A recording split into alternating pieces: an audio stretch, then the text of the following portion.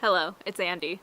Welcome to February 2018 review. See all this snow and this warm, cozy gear? It's all a lie because it's March. However, we're gonna pretend it's February. Week 1. So if you caught up with my January video, you'll see I left off in Angel Fire, New Mexico. I was still in Angel Fire, New Mexico for that first week. The first week was basically saying my New Mexico goodbyes. That included all my Angel Fire friends and my Rocky Mountain Youth Corps friends, and also my friend Anna. Anna is actually my Tumblr friend. In the summer of 2017, I posted some photos from a camping trip in Angel Fire, New Mexico. Anna actually messaged me and said, "Yo, are you in New Mexico?" Because I live in New Mexico myself. And I messaged back saying, "Dude, I live in New Mexico."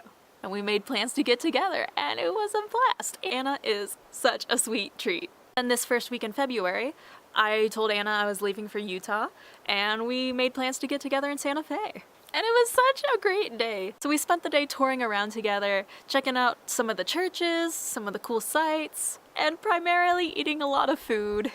It was divine. We just sat and talked, and Anna is the best. It is the best. She's so much fun to hang out with, and I'm really glad we're friends and able to hang out and meet each other. It's so great. Along with my week of goodbyes, I spent my last day in Taos, New Mexico. That's where I lived for my season in Rocky Mountain. Taos has a lot of great memories from me, so I spent the day there, saying goodbye to the town. I saw Dylan and George again.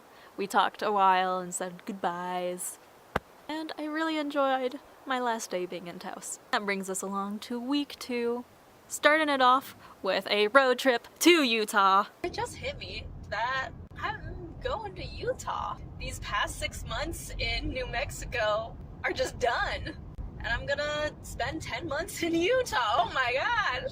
The night sky, the stars of New Mexico, oh my god, so beautiful.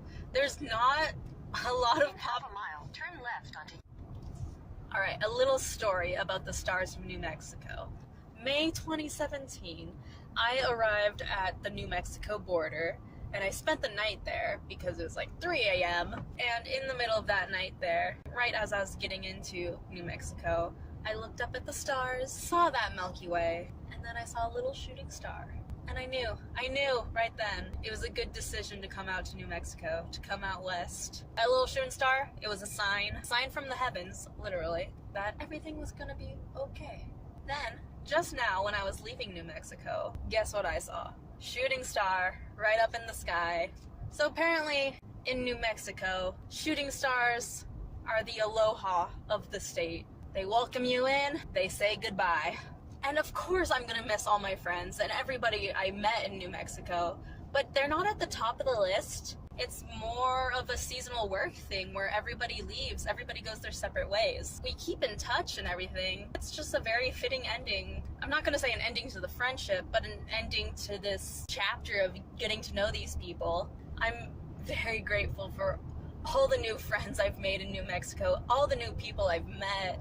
So many different walks of life, getting to know so many different stories, and it's been really fun. But I'm moving on, they're moving on, and we're all gonna see each other again one day. I know that for a fact. Made it to Durango, and I am tired. 4 hours until Utah. Boom! Utah! Welcome to Utah. Ah! I really consider northern New Mexico as the place I first started living independently. It'll always hold a special place in my heart. My next job is with Utah Conservation Corps. I am a crew leader, and I am living in Utah for the next 10 whole months. Wow! On that Sunday in the evening, I made plans with the other crew leaders, and we all got dinner together at their apartment. 4 of the crew leaders got a house together: CJ, Madan, Ray, and Devin. That night, I met them for the first time. We all wanted to get to know each other before going straight into training and meeting everybody else suddenly. It was really cool. Madan's dad was there, which I didn't expect. Shout out to Steve. I tried not to be super awkward, despite the fact that I was tired and have social anxiety. And I think it went over well. Just did the typical get to know each other stuff. Then Monday morning came around, and I got to meet the rest of the crew leaders, Corey and Jacob. and my supervisors slash bosses. And I gotta say, we're a pretty cool team of crew leaders. Almost as cool as this snow.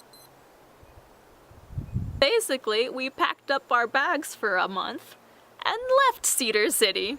And at the tail end of week 2, we drove up to Paradise, Utah. We arrived in Little Bear River Retreat. At Little Bear, we started our training off with in-person woofer classes, and I was so excited! Woofer has been a long-term goal for me ever since I got my wilderness first aid.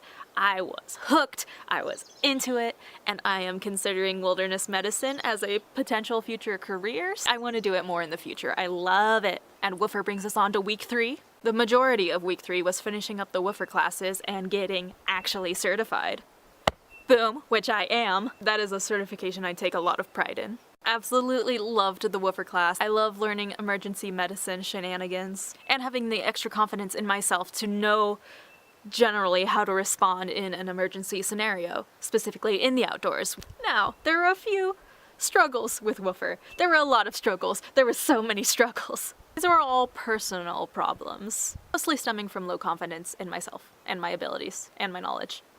I struggled with a lot of the anxiety and depression thoughts, feelings, and emotions. The 2 main factors that gave me this low confidence, the first being a new social setting with a large group of people, 30 other crew leaders. I just felt I was struggling to make friends and have a supportive environment of people that I trusted, especially with just knowing these people so suddenly. Don't get me wrong, everybody's great. I love all our crew leaders and our staff. And the second cause was a classroom environment. If you haven't heard the word on the street, I am a college dropout. A lot of my anxiety and depression stems from high school and college, and being in a classroom environment, I realized has triggered that anxiety to come out. And when I get really bad anxiety, that's what morphs into my depression. Fun facts that I learned all about myself. All in all, finished the woofer class, graduated with a certification, and got to know everybody a little bit better.